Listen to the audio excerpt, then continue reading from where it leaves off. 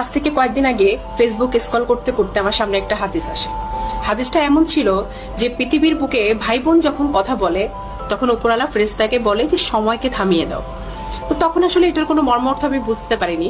তার কিছুদিন পরে আমি যখন এই হাদিসের একটা ডিটেলস বর্ণনা আমার সামনে আসে, তো তখন হাদিসের মাধ্যমে আমি জানতে পারি যে মৃত্যুর পরে মানে আখিরাতে জীবনের পরে অনেকের সাথে অনেকে দেখা হওয়ার সম্ভাবনা আছে। যেমন মার সাথে সন্তানের, বাবার সাথে সন্তানের, স্বামী স্ত্রীর সাথে দেখা হওয়ার পসিবিলিটি আছে, কিন্তু ভাই বোনের সাথে কখনো কোনোদিন কারো আর দেখা হবে না। ভাই বোনের সম্পর্ক পৃথিবীর পর্যন্তই, পৃথিবীর পরে মানে মৃত্যুর পরে আর কখনোই কেউ কাউকে কোনোদিন দেখতে পাবো না।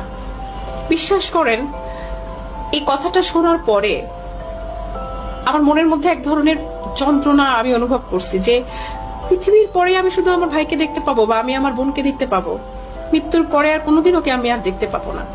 তো এই ক্ষণস্থায়ী জীবনে আমরা অনেকে সম্পত্তির কারণে কিংবা আনুষাঙ্গিক অন্যান্য কারণে আমরা ভাই বোনের সাথে কেউ কারো মুখ দেখি না বা আমাদের সাথে কোনো কথা হয় না, টোটালি কোনো সম্পর্ক নেই, এবং এইভাবে সম্পর্কটা অনেকদিন কন্টিনিউ করে যাচ্ছি।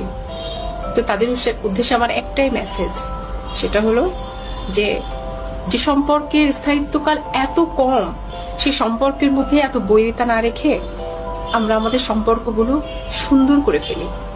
আমি যতবার